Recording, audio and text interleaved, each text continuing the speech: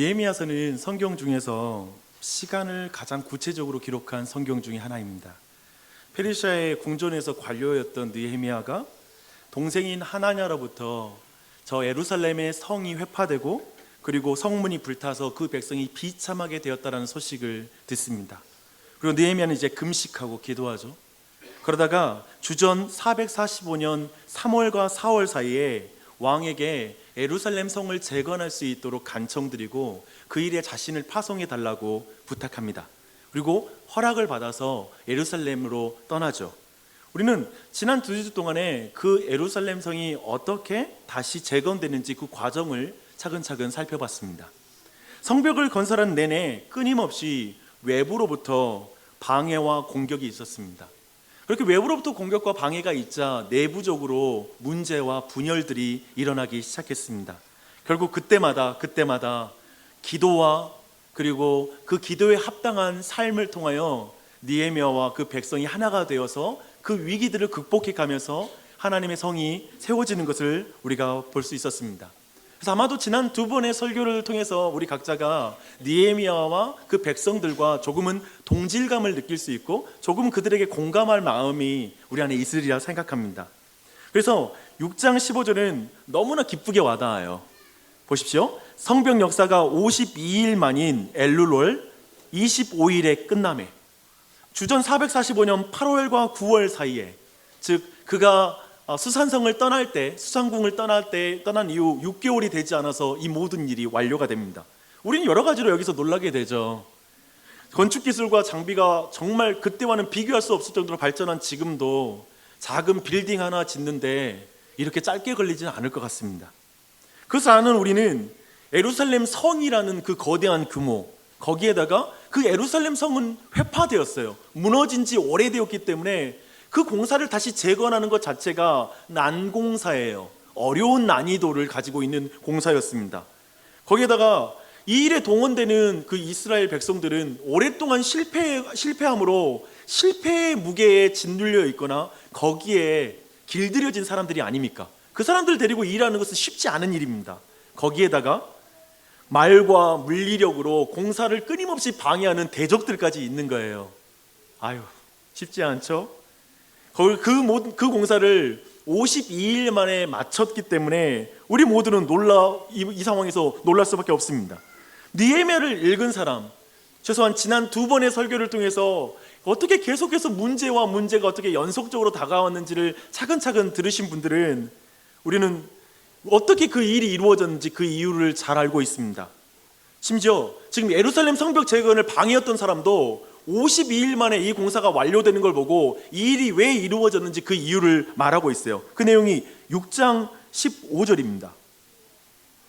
느헤미야라는 6장 16절이에요. 근데 느헤미야라는 걸출한 지도자 때문에, 그리고 이스라엘이 똘똘 뭉쳐서 저력을 보여줬기 때문에 성이 빨리 완공되었다고 말하지 않아요. 이렇게 말합니다. 그들이 우리 하나님께서 이 일을 이루신 것을 알미라. 심지어 대적들도 왜 이 일이 이루어졌는지 아는 거예요. 이게 하나님이 저들과 함께 했기 때문에 이루어졌다는 것을 아는 것입니다. 사실 우리는 그 대적들이 처음에 이스라엘을 업신여겼던 거 알잖아요.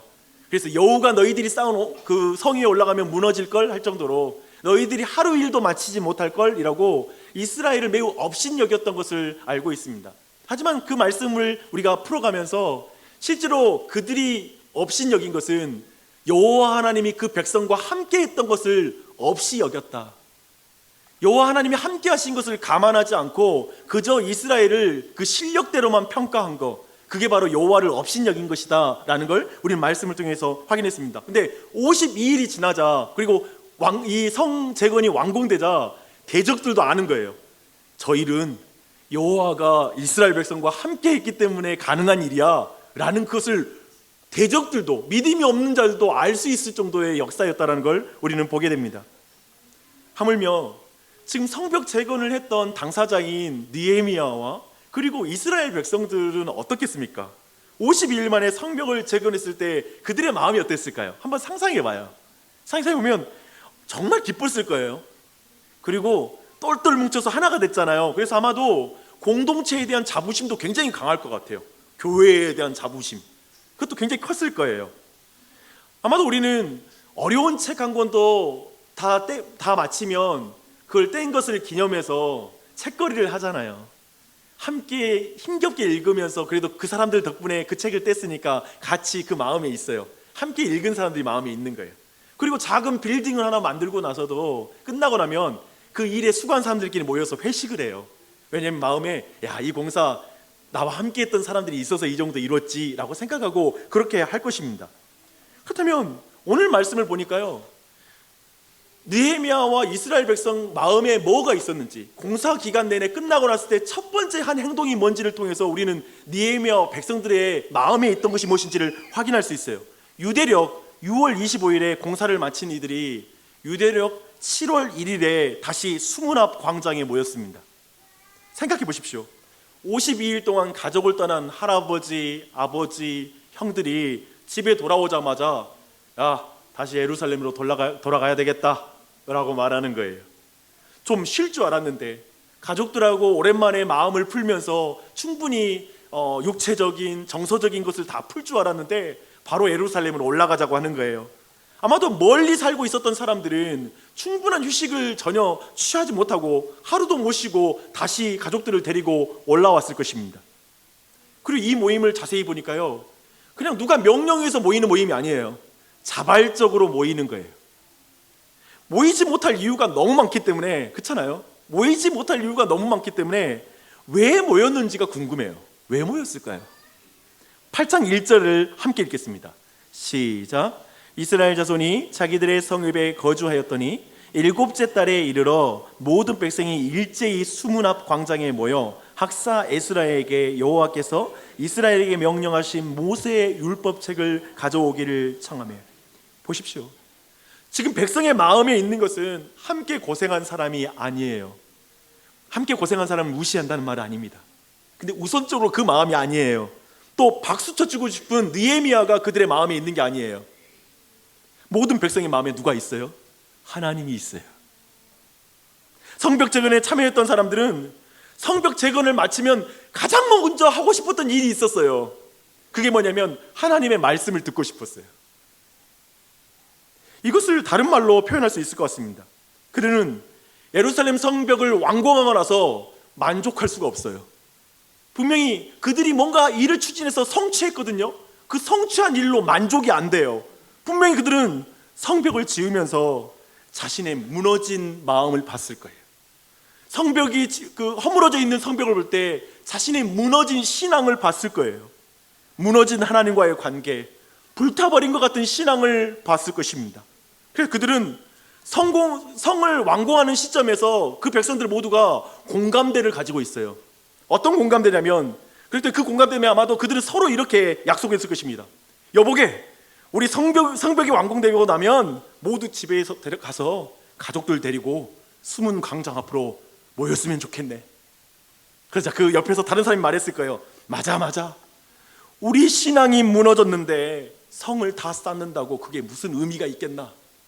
그러세, 가족들까지 데리고 와서 우리 마음의 성전을 다시 세워야 되네 라고 말했을 것입니다. 이런 대화 속에 분명한 결론이 있었을 거예요. 그리고 헤어질 때 그들 모두가 이 이야기를 하고 헤어졌을 거예요. 우리 하나님의 말씀으로 돌아갑시다. 우리 하나님의 말씀으로 돌아가야 다시 우리의 영적인 이 무너진 것들이 회복될 수 있어 라고 말했을 것입니다. 데이비드 웰즈라는 아주 유명한 신학자가 이 말씀을 이렇게 요약하고 있습니다. 하나님의 말씀을 듣기 위해 백성이 함께 모였습니다. 여기서 놓치지 말아야 할 사실은 하나님의 말씀이 들려지기를 요청한 이가 바로 백성이었다는 것입니다. 그들은 영적으로 굶주렸고 그러한 굶주림은 오직 성경을 통해서만 충족될 수 있음을 알았습니다. 성벽을 재건하면서 유대 백성들은 자신들의 부족함과 약함을 적나라하게 봤어요. 그렇지 않았겠어요? 자신들이 얼마나 가난하고 굶주린 존재인지를 여실하게 봤을 거예요. 자신들에게 필요했던 건 지금 대적들이 일어날 때에도 자신들에게 부족한 것은 무기가 아니라 하나님에 대한 믿음이 없다는 걸 철저하게 깨닫게 됐을 거예요. 중요한 것은 그 굶주림이 오직 성경을 통해서만 충족될 수 있다는 결론에 도달했다는 거예요. 왜 이게 중요하냐면 오늘날에도 많은 사람의 삶에 성벽이 무너지고 많은 사람의 인생 가운데 불탄 성문을 가지고 있는 인생들도 있어요. 그리고 그런 어려움을 당하는 교회들 또한 굉장히 많아요.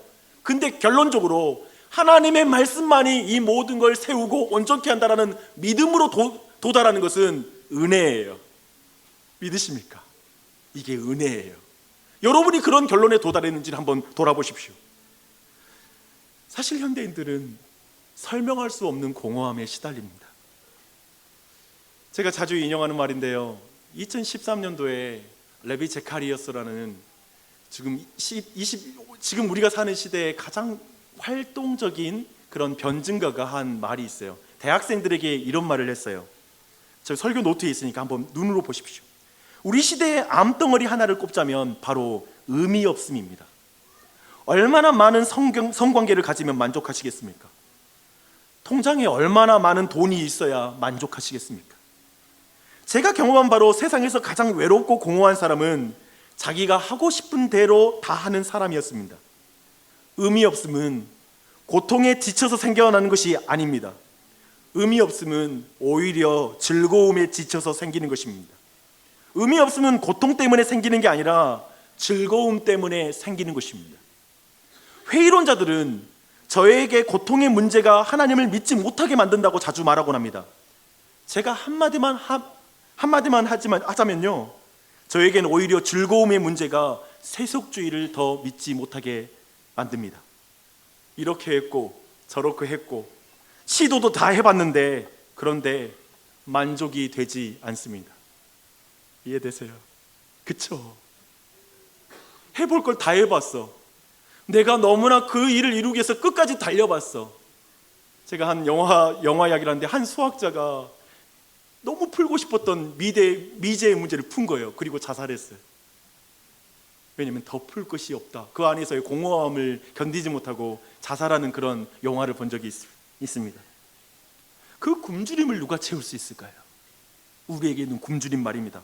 도대체 불타는 태양이라는 클럽에 가서 밤을 새워 온갖 쾌락을 추구하는 이의 그 굶주림을 누가 채울 수 있을까요? 누가 채울 수 있을까요? 여러분 각자의 굶주림을 누가 채울 수 있을까요? 어렸을 때의 그 꿈을 내가 가지고 있잖아요. 좋은 자동차 가졌으면 좋겠는데 그런 자동차 정도는 지금 가지고 있잖아요. 아파트 한 채 있으면 좋겠는데 그 정도는 어쩌면 이 자리에 대부분이 아파트 한 채 정도는 가지고 있을 수 있어요. 또 뭘 더 꿈꿔야, 그리고 얼마나 그 꿈을 달성해야 난 만족할 수 있을까요? 오늘 말씀을 의지해 깊은 공허함 속에 불안함을 느끼며 중독적으로 뭔가를 찾고 있는 분들이 하나님의 말씀만이 인간을 채운다라는 이 말씀을 심각하게 받아들였으면 좋겠습니다. 지금 그 백성은 하나님의 말씀만이 만족이 된다는 걸 말하고 있는 것입니다. 그러나 이런 은혜가 교회에 다니지 않는 사람에게만 아니라 교회를 오래 다닌 사람, 봉사를 많이 하는 사람에게 절실하게 저는 이 은혜가 필요하다고 믿습니다. 그토록 원하는 예루살렘 성벽을 다 재건했는데 유대인들이 만족을 못해요. 여전히 굶주려 있어요. 교회에서 봉사를 하는 모든 사람이 경험하는 것입니다. 사역을 잘 감당할 수 있어요. 아무도 못할 것 같은 사역을 성취해낼 수 있어요. 교우들과 멋진 팀을 이루어서 끈끈한 관계로 진짜 아무도 할 수 없을 거라고, 불가능할 것 같은 일들을 이뤄낼 수 있어요. 하지만 신자를 만족하게 하는 것은 하나님이지 사역이 아닙니다. 신자를 만족하게 하는 것은 하나님의 말씀이지 사람의 인간적인 위로와 가치관이 아닙니다. 그런데 우리 모두는 이 사실을 너무나 잘 알고 있지 않습니까? 우리는 하나님이 아닌 사람을 더 중요하게 여길 때가 많기 때문에 그렇습니다. 우리는 어쩌면 하나님의 말씀보다 사람들의 칭찬과 평판이 나를 더 행복하게 해줄 수 있다고 생각하고 있는지 모릅니다. 저는 좀 그런 사람을 한 사람 이상은 알고 있습니다. 그래서 오직 하나님의 말씀으로 그 마음이 채워짐을 고백하고 있는 이 유다 백성들의 결론은 은혜라는 거예요. 여기에 도달하는 건 은혜예요. 여러분이 그런 은혜를 받기를 바랍니다. 저는 오늘 말씀을 보는 내내 정말 벅차게 와닿는 단어가 하나 있었어요. 1절부터 12절 사이에 백성이라는 단어가 12번 나와요. 그리고 그 백성 12번 중에 9번이 모든 백성이에요. 지금 모든 백성이 동일한 결론에 도달한 거예요. 저는 여기에 있는 우리 모두가 동일한 결론에 도달했으면 좋겠어요. 하나님의 말씀으로 돌아가자. 그 말씀이 내 공허한 마음을 채워준다.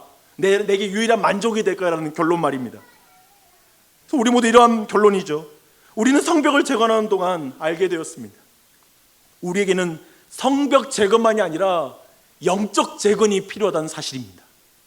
우리 가정을 세우는 것은 좋은 집과 운송수단, 은과 금이 아니라 하나님의 말씀인 것을 믿습니다. 주의 종 예수라를 통해서 말씀하옵소서. 이런 고백을 우리가 드리는 것이죠. 저는 이 은혜로운 고백이 여러분의 개개인의 삶에 있었으면 좋겠어요. 그리고 여러분의 가정 안에 이런 고백을 다시 발견했으면 좋겠어요. 그리고 우리 교회가 이 고백을 살아냈으면 좋겠고, 그런 은혜가 우리 모두에게 있기를 소원합니다. 이제 제사장 에스라를 통해서 말씀이 선포됩니다. 제가 이렇게 별명을 붙여봤어요. 역사상 최고의 사경회예요. 인류 역사상 최고의 말씀 사경회. 그 분위기를 성경이 자세하게 기록하고 있습니다. 아마도 이 내용이 계속해서 역사 가운데 반복되기를 원하는 하나님의 마음인 것 같아요. 먼저 4절을 보니까요, 에스라는 특별히 지은 나무 강단에 올라섭니다.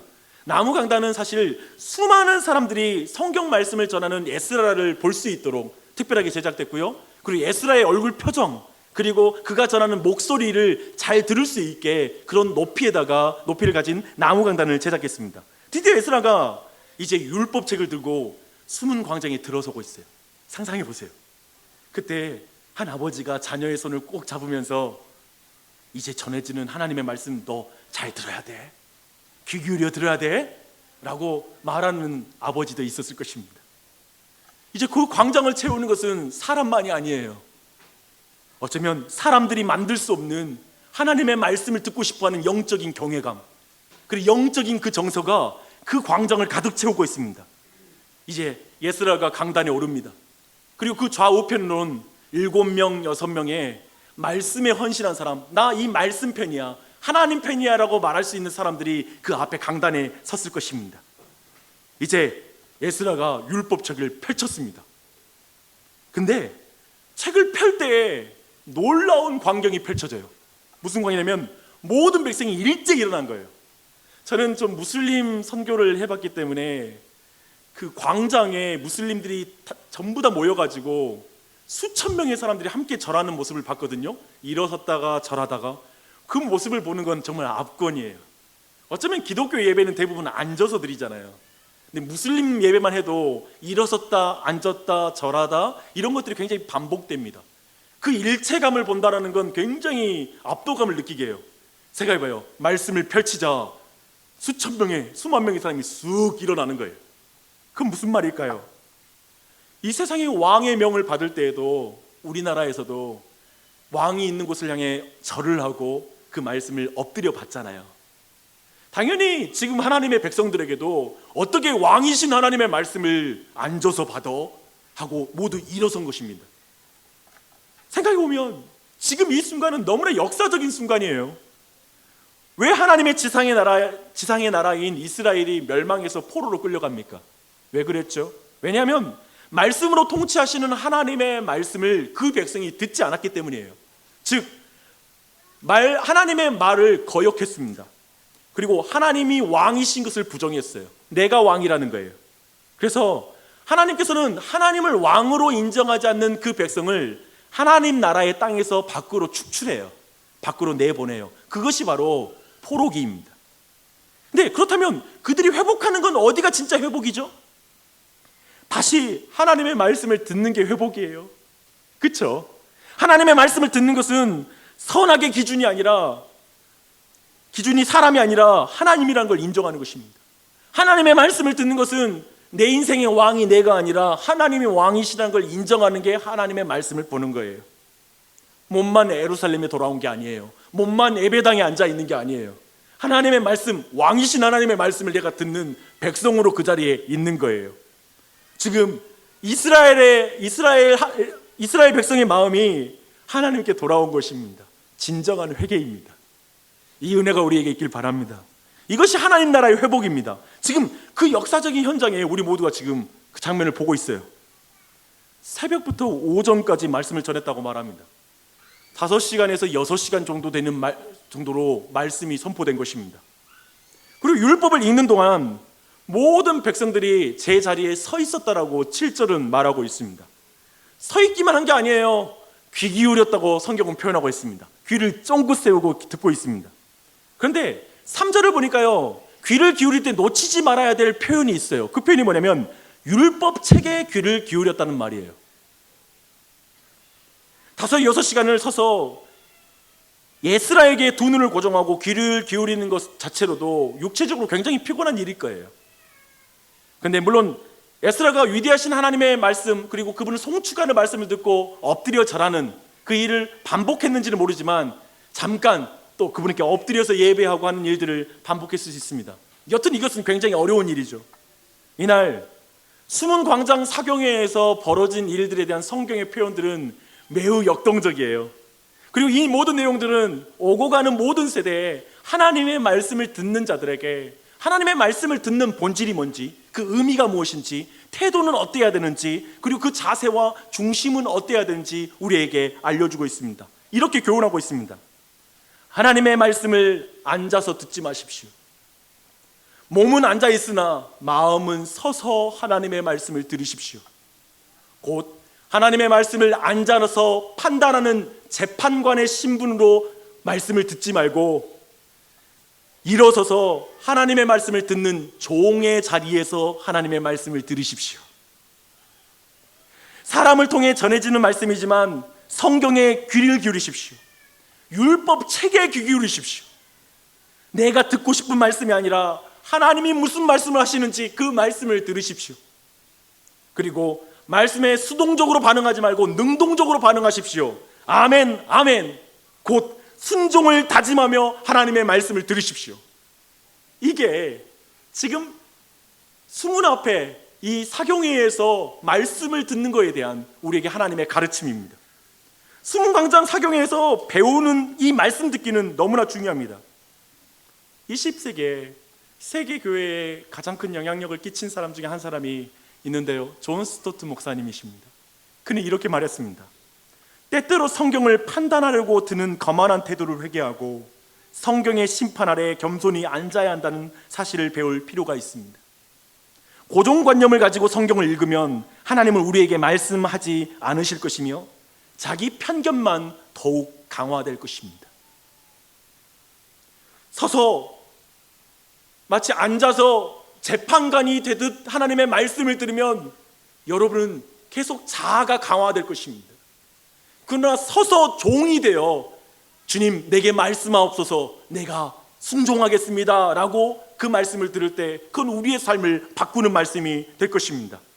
이것이 말씀을 듣는 우리를 향한 이 수문광장 사경회의 교훈입니다. 그러나 이 말씀을 전하는 자들에게 주는 교훈이 이 안에 또 있어요. 그 내용을 살펴보게요. 8절입니다. 하나님의 율법책을 낭독하고 그 뜻을 해석하여 백성의 그 낭독한 것을 다 깨닫게 하는 것, 이게 말씀을 전하는 자에게 주는 교훈입니다. 무엇을 전하죠? 율법책이지 내 뜻을 전하는 게 아닙니다. 설교자의 기분을 전하는 게 아니라 율법책을 전한다라고 말하고 있습니다. 오늘 말씀을 보면 에스라는 율법책을 낭독해요. 그리고 그 말씀을 깨닫게 하는 것은 7절에 나와 있는데요, 레위인들 그리고 몇몇 지도자들이 그 말씀을 다시 풀어주고 해석해주고 이해시키고 있습니다. 아마도 에스라는 율법을 단락별로 낭독한 다음에 그 레위인들이 회중 안에서 한 사람 한 사람 가르쳐주면서 그 과정을 해나갔을 것입니다. 아마도 율법의 기본적인 개념들, 그리고 단어의 뜻, 그리고 그 당시에 많은 사람들이 히브리어를 잘 모르고 이제 이방 땅에서 워낙 그쪽 언어에 익숙했기 때문에 다시 통역해주는 작업들, 이런 모든 것들을 차근차근 해줬을 거예요. 우리가 잘 알고 있는 강해 설교의 개념들을 이 시간에 행했을 것입니다. 이렇게 보면 지금 그 수문 광장 사경에는 말씀을 전하는 자와 말씀을 듣는 자들 안에 역동적인 주고받음이 있는 거예요. 어떻게 하면 하나님의 말씀을 바르게 이해시킬 수 있을 것인가라는 갈망이 에스라와 레위인들에게 가득해요.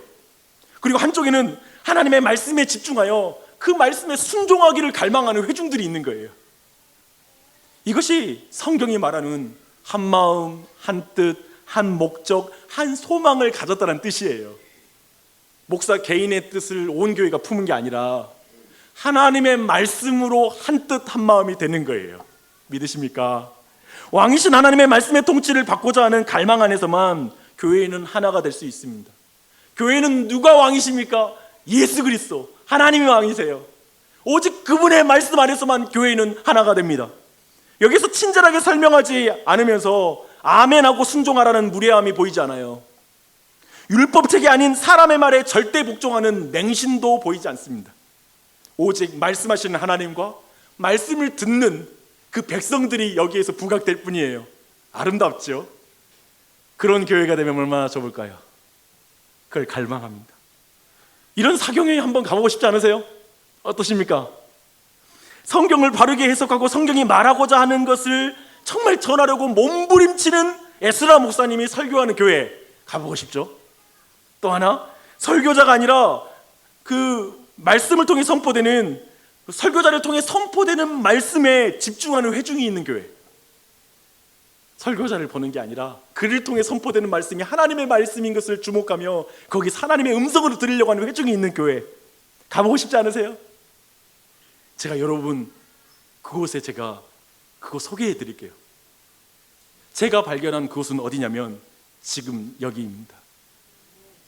잘 들어보십시오. 지금 이곳에 여러분 앞에 서 있는 박용주 목사가 그렇게 에스라처럼 서도록 기도하는 게 여러분의 기도가 돼야 될 거예요. 그리고 나도 무슨 믿음이 있어야 되냐면 설교를 듣는 우리 회중이 그렇게 저 수문 광장의 회중처럼 하나님의 말씀을 듣게 해주세요. 나는 그렇게 믿고 나아가는 게 제가 기도해야 될 본분이라 믿습니다. 자꾸 또 다른 곳을 찾아가는 게 아니라 그저 이 모든 나를 여기로 인도하신 하나님을 믿고 그 모든 섭리를 믿고 나아가는 게 신자로서 바른 태도입니다. 항상 잊지 마십시오. 저는 설교자로서 많이 부족함을 말씀드리고 싶습니다. 이 불완전한 존재가 하나님의 말씀을 전달하는 건 불가능하다는 것을 제가 고백하고 싶어요. 죄송하지만 그렇게 실력 있는 사람 못 됩니다. 여러분 모두를 만족시킬 수 없을 것 같습니다. 저로서는 늘 부족함을 느끼면서 말씀을 전해야 되는 그 갈등이 내 안에 있어요. 아유, 이 모습으로 또 말씀 전해야 되나? 그런 마음이 있습니다. 그래서 목회자로서 부족함을 핑계하기보다 겸손히 회중의 기도를 요청하는 것이 제일 좋겠다 싶더라고요. 그렇잖아요. 기도해 주십시오. 부디 저라는 사람으로 인해 여러분이 하나님을 보고 하나님의 말씀을 듣는데 방해가 되지 않았으면 좋겠어요. 저는 이제 그 방법은 없어 보여서, 방해가 되지 않는 방법이 없어 보여서 그냥 정말 소원해요. 간절히 기도하는 건 기도해 주십시오. 제가 그리고 이 설교자로서 이 본문에서 발견한 기도 제목이 이것입니다. 아마도 여러분 모두도 회중으로서 설교 말씀을 듣는 자로서 각자 기도해야 될 부분이 있으리라 생각합니다. 기도하십시오. 근데 여기에서 제가 한 가지 구체적으로 적용하고 싶은 말씀의 적용이 있습니다. 우리 교회는 올해 사실 성경 일독을 목적으로 온 교회가 함께 지금 말씀을 통독하는 중입니다. 너무 감사해요. 혹 성경을 많이 보고 싶은 분들은 성경 이독 스케줄로 가셔도 돼요. 전혀 그거 무방합니다. 그렇게 가시면 돼요. 다만 교회는 항상 어떤 프로그램이든지 믿음이 약한 사람, 혼자 성경을 못 보는 사람을 위해서 이런 일정과 책을 들고 방법으로 갈 수밖에 없습니다. 그래서 그렇게 하고 있습니다. 저는 온 교회가 이 모든 일을 할 때 온 교회가 하나님의 말씀의 통치를 받고 싶어하는 갈망으로 이것을 한다는 사실을 놓치지 않았으면 좋겠어요. 우리는 1년 1독했다라는 걸 자랑하기 위해 하는 게 아니에요. 자기 만족을 위해서 이거 하는 게 아니에요. 하나님 말씀 통치 받아야 되는데, 우리 온 교회가 통치 받아야 되는데, 그러면 성경 말씀 전체를 읽을 수 있도록 이 통독을 우리가 수고해서 하는 것입니다. 저는 그것뿐만 아니라 통독을 하는 것, 그저 성경을 낭독하는 것만 멈추는 게 아니라 오늘 말씀에서처럼 이해시키는 일이 필요해요. 그래서 그 이해를 위해서 우리는 통독 책도 나누고 있고, 일주일에 4번은 아침 기도에 메시지가 나가잖아요. 그날 이거 듣고 통독하십시오. 이것 또한도 우리의 노력이에요. 몸부림치는 거죠. 이거 들으면 좀 더 이해하고 성경 읽을 수 있으니까 읽고 보라고. 하나의 방법에 지나지 않아요. 절대적인 것도 아니고 최고의 방법도 아닐 수 있어요. 하지만 그 일에 온 교회가, 목회자도 수고하고 있어요. 그렇다면 한번 그 말씀을 들으면서 성경을 읽어보십시오. 유익하리라 믿습니다. 그것이 또 우리가 마음껏 누릴 수 있는 좋은 자원이라고 생각해요. 그렇게 하셨으면 좋겠어요. 근데 또 한 가지, 우리가 성경을 이해하기 위해서 필요한 건 교리 공부입니다. 교회는 이 교리라는 것을 통해서 수요일 날 저녁에 교리 공부를 하고 있습니다. 저는 많은 분이 참여했으면 좋겠습니다. 하지만 참여하지 못하더라도 여러분이 끊임없이 교리를 공부하고 말씀을 공부하는 것들, 책을 사서 보는 일들을 계속 해나갔으면 좋겠습니다. 그래서 저는 이와 같은 이 모든 것의 갈망은 뭐라고요? 하나밖에 없어요. 하나님, 왕이신 하나님의 말씀의 통치를 받기 위해 교회는 사도의 가르침에 전무하는 것입니다. 사도의 가르침을 부지런히 배우는 것입니다. 그게 교회의 본질입니다. 어쩌면 제가 여기에 잘 개발된 사람인 것 같아요. 이것에 굉장히 강점이 있죠. 다른 데 좀 부족한 게 많지만 제 나름의 그 강점을 부지런히 최선을 다하려고 합니다. 같이 해나갔으면 좋겠습니다. 왜 우리는 듣는 것만 멈추지 않고 이해해야 될까요? 듣고 이해할 때 놀라운 부흥이 뒤따르기 때문에 그렇습니다. 8절 9절이에요. 하나님의 율법책을 낭독하고 그 뜻을 해석하여 백성에게 그 낭독한 것을 다 깨닫게 하니 백성이 율법의 말씀을 듣고 다 우는지라. 백성들이 말씀을 듣고 이해하자 울기 시작하는 거예요. 말씀 듣고 이해 안 됐는데 울면 이게 심각해요. 근데 말씀 안 들었는데 울기 시작해. 물론 하나님의 역사일 수 있죠. 이해되시죠? 말씀을 듣고 이해하고 우는 거예요. 왜 울까요? 하나님의 말씀과 자신의 삶의 괴리가 너무 심하니까 우는 거예요. 하나님의 거룩하심에 대한 눈이 열리니까 갑자기 자신의 죄에 대한 감각이 살아나는 거예요. 하나님의 말씀에 대해서 순종하고 싶어하는 마음이 생기니까 순종하지 못한 죄가 보이는 거예요. 그거 아세요? 순종하고 싶은 마음이 없으면 순종하지 않는 죄도 안 보여요. 순종하고 싶어하니까 순종하지 못하는 자신을 보게 되고 순종할 능력이 없는 자신이 보이니까 슬퍼서 우는 거예요. 지금 그 백성은 그런 거예요. 하나님과의 관계를 회복하고 싶은데 자기가 하나님과의 관계를 엉망으로 만든 거예요. 그게 너무 속상한 거예요. 마음이 아픈 거예요. 그런데 그렇게 울고 있는데 좀 당혹스러운 말을 총독 느헤미야와 학사 에스라, 백성을 가르치는 레위 사람들이 해요. 뭐라고 그러냐면 오늘은 너희 하나님 여호와의 성일이니 슬퍼하지 말며 울지 말라는 거예요. 말씀으로 은혜를 주어서 울게 해놓고 울지 말라는 말도 안 되는 것 같아요. 그렇죠? 은혜를 주지 말던지. 은혜 받아 울고 있는데 왜 막어? 사람의 감정이 슬픈데 슬퍼하지 말라는 것은 왠지 억지스러운 명령처럼 보입니다.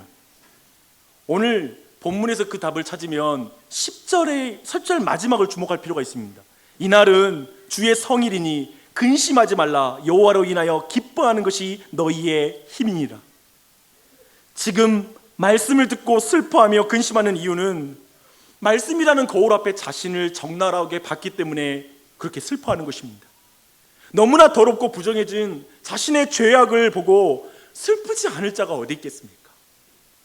다시 깨끗하게 되려면 어떻게 하지라고 회복을 생각하면 당연히 자신의 무능력함 때문에 근심하지 않겠습니까? 자신이 무력하기 때문에 그렇습니다.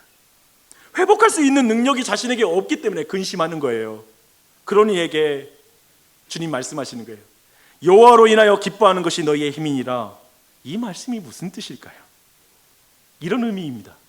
사랑하는 나의 백성들아, 너의 죄를, 내 약함을 너의 힘으로만 보면 슬퍼할 수밖에 없고 근심할 수밖에 없다. 그러나 여호와가 너를 죄로부터 구원하고 약함으로부터 구원하고 회복시킬 수 있는 힘이 있는 것이 있음을 믿는다면 너는 기뻐할 수 있다. 이해되세요? 거룩하신 하나님 앞에 나의 실력 없음을 보고 슬퍼하는 것은 그저 내 자신의 힘으로 그걸 어떻게 극복하려고 하는 게 아니라 이제 그 모든 문제를 해결할 힘이 주님께 있다는 걸 고백할 때 우린 그 슬픔을 넘어선 기쁨으로 나아갈 수 있는 것입니다. 지금 성벽을 재건해 왔던 이 전체 이야기와 정확하게 이 내용이 연결이 돼요. 생각해 보세요. 성벽 재건이 누구의 힘으로 됐습니까? 하나님의 힘으로 됐다라는 게 결론이에요. 이스라엘은 느헤미야와 함께 무너진 성벽과 불탄 성문 앞에 울었어요. 그리고 무너진 성벽을 다시 재건할 때에도 오직 기도와 그리고 하나님 앞에 금식 가운데 하나님 의지에서 이 공사가 완공됐어요. 지금 그 경험을 가지고 있잖아요. 그런 맥락에서 이 말씀의 의미는 이런 말씀이에요. 슬퍼하지 마라. 내 능력으로 성벽이 재건되었지 않느냐.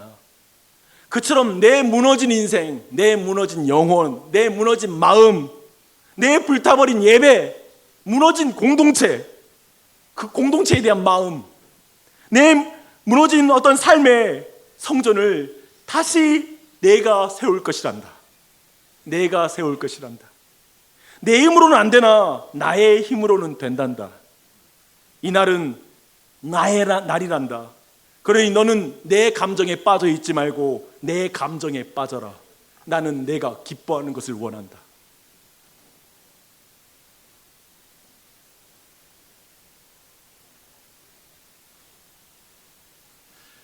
주일이지만 나는 이 자리에 여러분이 자신의 감정에 빠져 있는 걸 잘 알고 있습니다. 저도 그렇습니다. 제대로 살고 왔어야죠. 부족한 나를 보는 게 얼마나 침체되고 속상한 마음, 죄책감 가지고 이 자리에 있습니까? 우리 모두 내 감정에 빠져 있죠. 주님, 우리 아버지의 마음이 그러지 않은 거예요. 그런 거 아세요? 내 자식들이 어느 정도 자기 잘못해서 후회하는 거 보는 거 괜찮아요. 근데 그 애가 너무 지나치게 슬퍼하면 부모 마음이 찢어져요. 됐다고, 기뻐해, 나를 믿어, 그 마음이 드는 거예요. 오늘 여러분의 감정이, 오늘은 주의 날이잖아요. 주일이에요. 그리고 말씀하시는 거예요. 네 감정에 빠져 있지 말고 내 감정에 빠져 있어라. 난 내가 기뻐하기를 원한다. 내가 이룬 일들로 기뻐하기를 원한다 라고 말하는 것입니다. 제가 주일이면 조금은 감정적으로 당혹스러울 때가 있습니다. 특별히 말씀을 통해서 죄를 깊이 드러낼 때 우리 교회 전반적인 분위기는 지금 분위기인 것 같아요. 좀 축 처져 있습니다. 항상은 아니나 분명히 말씀을 통해 자신의 모습을 보기 때문에 좀 생각하느라고 여러분의 얼굴도 조금은 고민하고 좀 더 그렇게 생각하는 것 같습니다. 하지만 예배를 마치면 다시 환하게 웃으면서 분위기를 전환할 때 제 자신을 표현해서 많은 사람들이 감정의 전환이 되는 게 쉽지 않은 것 같습니다. 방금 전에 울다가 웃기는 참 어렵습니다. 근데 교회 보면 그런 사람이 참 많아요. 그래서 교회 막 온 사람들은 좀 당혹스러워요. 방금 전에 울다가 웃으니까 이상하다, 왜 저러나 싶어요. 어쩌면 많은 사람들은 생각해보면 좀 더 기도하며 자신의 모습을 말씀에 비추며 기도가 필요한 사람이 있을 거예요. 그래서 어쩌면 바로 서로 웃으면서 이야기하라는 것이 어려울 수 있습니다. 저는 어떤 면에 있어서는 이 시대에 말씀 앞에 슬픔이 사라진 시대가 문제인 것 같아요. 슬퍼할 새도 없이, 말씀 앞에 자신을 보는 것도 없이 그냥 기뻐하라는 말만 하는 거예요. 기뻐하십시오, 주일은 축제예요. 그래서 예배 가운데 회개가 없는 거예요. 자기의 죄에 아파하는 것이 아예 없어. 그게 어쩌면 이 시대의 문제일 수 있죠. 그런데 좀 더 크게 생각하면, 사실 생각해 보십시오. 하나님의 말씀을 바르게 읽고 이해하면 슬픔이 찾아온다는 게 문제예요. 그렇지 않아요? 근데 어떻게 그리스도인들은 기뻐할 수 있을까요? 교회 생각하면 벌써 그거거든요. 하나님의 말씀 앞에 서면 내가 슬플 거야. 그래서 교회 가서 기뻐하는 게 쉽지 않아요. 솔직히 오늘날의 많은 경우 자신의 죄를 슬퍼하지 않고 너무 쉽게 기쁨으로 달려간다는 게 문제라는 걸 말씀드렸습니다. 근데 저는 오늘 말씀 안에서 그 답을 얻습니다. 저의 고민이었고 여러분의 고민이었다고 생각해요. 이거예요. 이런 고백이에요. 주님, 오직 여호와만이 나의 힘이십니다. 나 홀로 슬퍼하며 근심할 수밖에 없으나 오직 여호와만이 나의 힘이십니다. 오직 여호와만이 나의 기쁨이십니다. 내가 주님의 명령대로 기뻐하겠습니다. 저는 이것밖에 없는 것 같아요.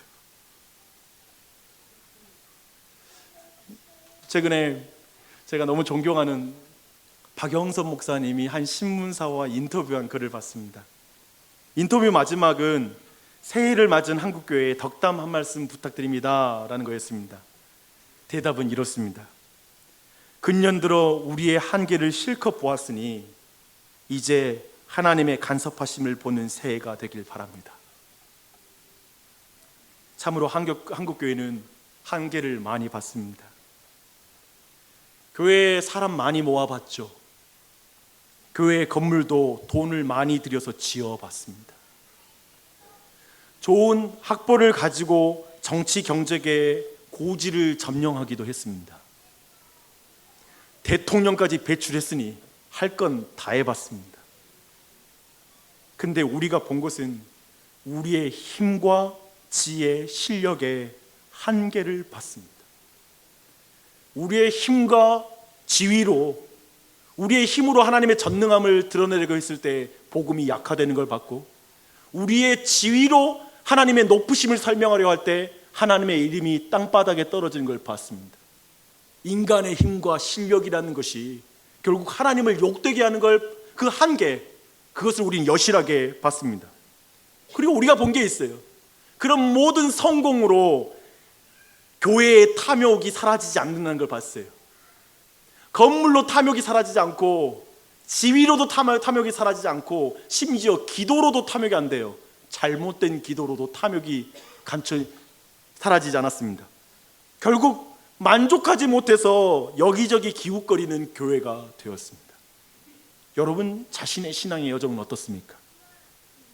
여러분 자신도 크게 다르지 않는 길을 걷고 있지 않습니까? 여전히 내 힘과 능력, 지혜로 뭔가를 증명할 수 있고 그걸로 내가 더 행복해질 수 있는 것처럼 생각하며 하나님의 말씀과 하나님께 기도하고 의지하는 것을 삶의 옆으로 미뤄둔 점, 그게 있지 않습니까? 한계를 본 자들이 하는 게 기도예요. 한계를 본 자들이 하는 게 말씀 보는 거예요. 내게 능력 없다, 내 능력대로 내 지혜대로 열심히 해봤는데 그렇게 행복하지 않는구나, 내가 하나님 의지해야 되지, 말씀 봐야지 하는 게 바로 말씀 보는 것이고 기도입니다. 저는 신약의 수문 앞 광장은 사도행전 2장 42절로 47절이라고 믿습니다. 이걸 읽을 때 우리 교회가 그러한 교회를 되기를 소원하며 읽어보십시다. 함께 설교 노트를 보시고 같이 읽겠습니다. 시작. 그들이 사도의 가르침을 받아 서로 교제하고 떡을 떼며 오로지 기도하기를 힘쓰니라. 사람마다 두려워하는데 사도들로 말미암아 기사와 표적이 많이 나타나니 믿는 사람이 다 함께 있어 모든 물건을 서로 통용하고 또 재산과 소유를 팔아 각 사람의 필요를 따라 나눠주며 날마다 마음을 같이하여 성전을 모이기를 힘쓰고 집에서 떡을 떼며 기쁨과 순전한 다음으로 음식을 먹고 하나님을 찬미하며 온 백성에게 칭송을 받으니 주께서 구원받는 사람을 날마다 더하게 하시니라. 아멘. 물건을 서로 통용하고 재산과 소유를 팔아 나누는 것이 그냥 인간적인 서기로 이루어지면 공산주의가 되겠죠.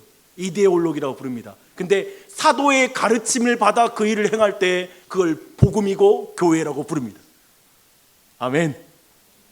사도의 가르침을 받아 복 받아서 나 잘난 것을 복음으로 증명하는 것에 한계를 봤습니다. 여전히 왕이 되어 내게 필요한 말씀만 듣는 것으로 자아가 부인되지 않는 걸 봤습니다. 그런 기도와 말씀은 도리어 자아를 강화시키는 걸 경험했습니다.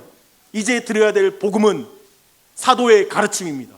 이제 우리가 해야 될 기도는 사도의 가르침을 따라 기도하는 것입니다. 종으로서 하나님의 말씀을 듣는 것입니다. 종으로서 기도하는 것입니다. 하나님의 말씀에 대한 그런 열망이 여러분 모두에게 넘치길 바랍니다.